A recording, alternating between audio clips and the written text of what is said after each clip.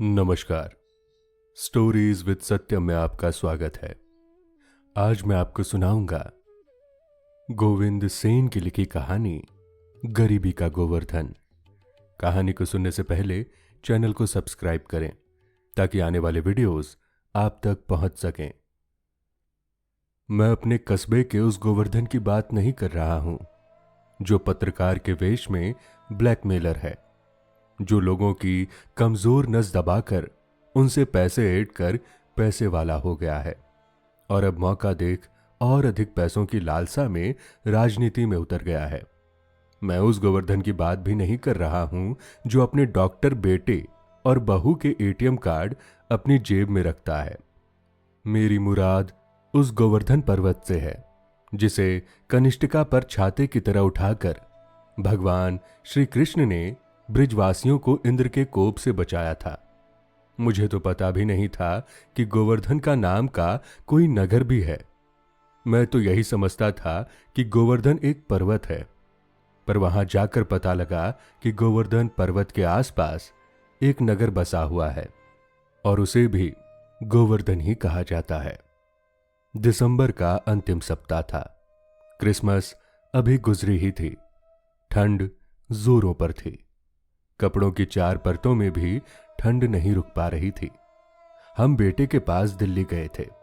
दिल्ली के आसपास घूमने का मन बना और हम कार लेकर निकल पड़े। फोटोग्राफी के लिए मैंने अपने साथ कैमरा रख लिया था। गोवर्धन में एक रिजॉर्ट में ठहरना था। डीग का किला और भरतपुर की बर्ड सेंचुरी देखनी थी। रास्ते में जगह जगह पीली सरसों के खेत झूम रहे थे। हाईवे के डिवाइडर पर अनेक जगहों पर कंडे थपे हुए थे। कंडों के लिए ऐसा सुरक्षित और सूखने के लिए ऐसा उपयुक्त स्थान और कहां मिलेगा। रिजॉर्ट का गेट ऊंचा मेहराबदार था। उसे देख पुराने किलों के गेट याद आ गए। गेट पर गार्ड तैनात थे। भीतर की सुंदरता और सफाई ने मन मोह लिया। कार पार्क कर हम चेक इन के लिए अंदर रिसेप्शन पे गए। वहां गर्मा गर्म माहौल था। एक बुढ़िया जो चेकआउट हो रही थी अंग्रेजी में मैनेजर पर बुरी तरह बरस रही थी। उसके कंचे जैसी आंखों से चिंगारियां निकल रही थी। उसके साथ गोद में बच्चा लिए हुए एक सांवली युवती थी। गौर वर्ण और सफेद कटे बाल वाली बुढ़िया काले रंग के मैनेजर पर सतत गुर्रा रही थी। Mister, I complaint you, cold water poor service, how is your management.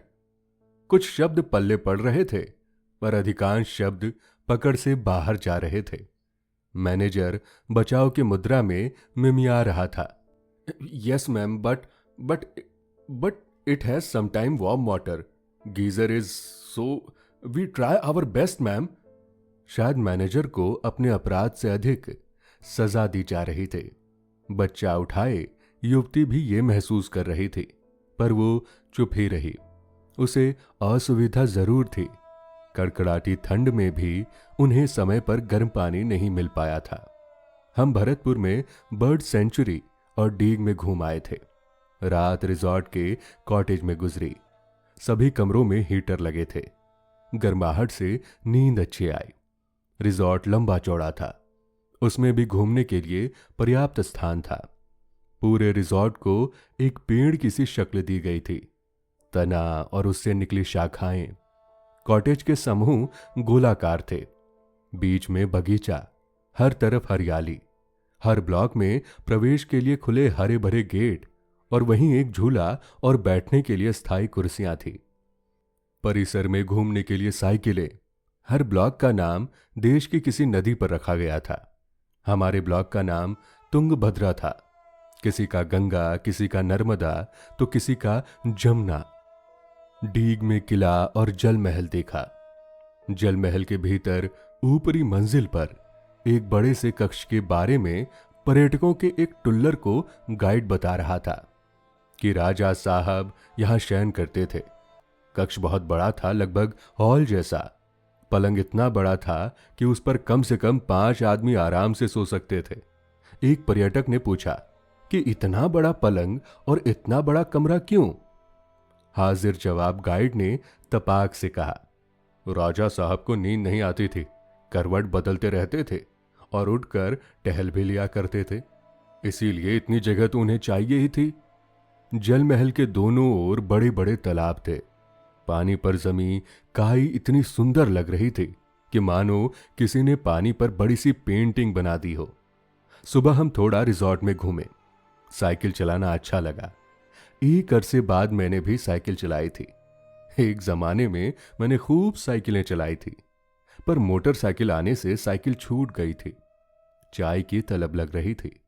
Cottage के किचन में रखे चाय और दूध के छोटे छोटे पैकेट रखे थे, पर उससे बनी पनियल चाय में मजा नहीं आया। बाहर जाकर चाय पीने का मन बना। रिजॉर्ट में ब्रेकफास्ट का समय 8:30 बजे का था। जब रिसेप्शन पर बाहर किसी अच्छी चाय की होटल के बारे में पूछा गया तो अंग्रेजी में 2 टूक कहा गया। No guarantee of hygiene outside sir, so we can't recommend any hotel or गुमटी। पर हम बाहर निकल आए। वाकई बाहर गंदगी का साम्राज्य था। ये बाहर की दुनिया एकदम भिन्न थी। रिजॉर्ट से कुछ ही दूर ईंटों की टूटी हुई दीवारों से घिरा एक खुला प्लॉट था। इसी प्लॉट में एक कम टूटी दीवार की आड़ में एक महिला निपट रही थी और एक दूसरी महिला उसकी चौकीदारी कर रही थी।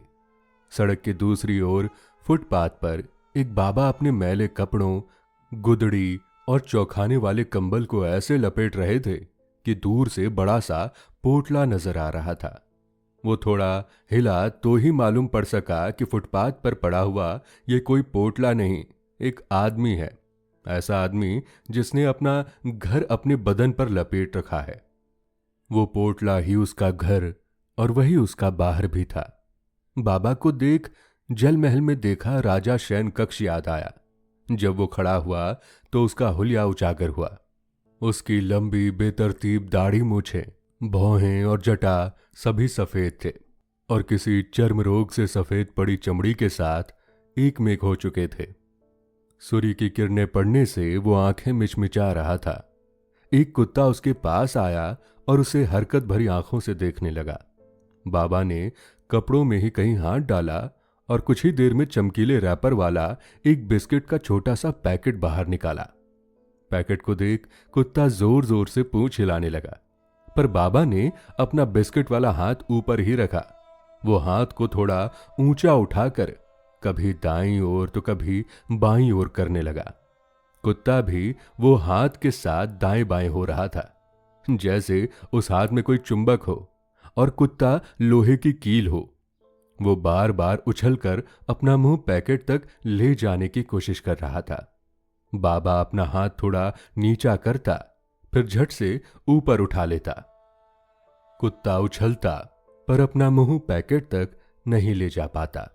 बाबा और कुत्ते के बीच एक खेल शुरू हो गया था। अब बाबा ने पैकेट पकड़े पकड़े ही बच्चे की तरह डगमगाते हुए ठुमुक ठुमुक कर एक दौड़ लगा दी। बाबा आगे आगे और कुत्ता मुंह ऊपर उठाए पीछे पीछे। दोनों को इसमें खूब मजा आ रहा था।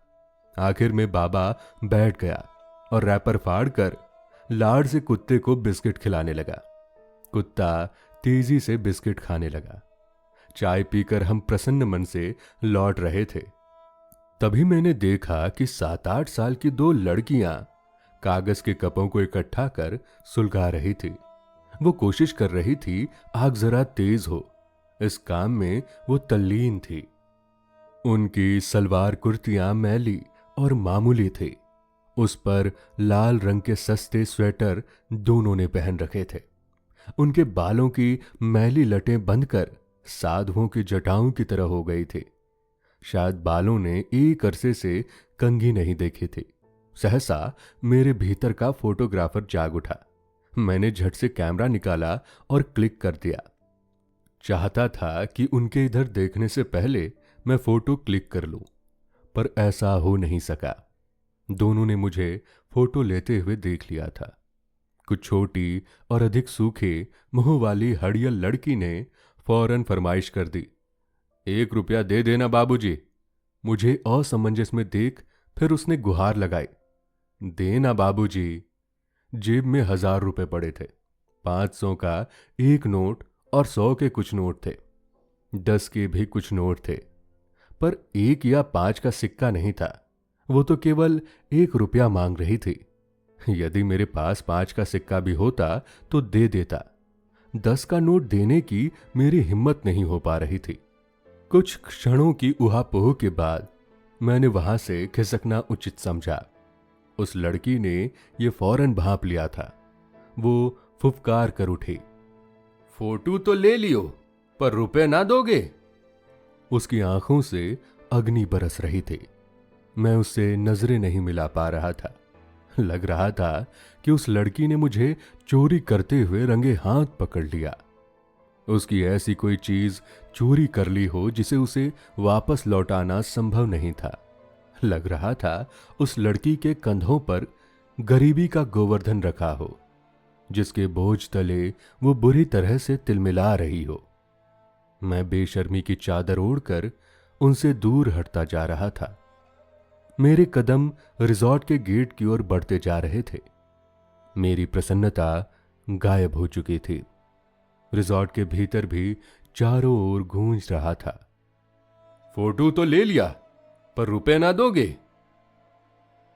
तो दोस्तों, ये थी आज की कहानी। आशा करता हूं आपको कहानी और कहानी सुनाने का तरीका पसंद आया होगा। यदि हां, तो चैनल को सब्सक्राइब कर हमें सपोर्ट करें। आपका कीमती समय देने के लिए धन्यवाद। फिर मुलाकात होगी एक नई और दिलचस्प कहानी के साथ, सिर्फ स्टोरीज विद सत्य।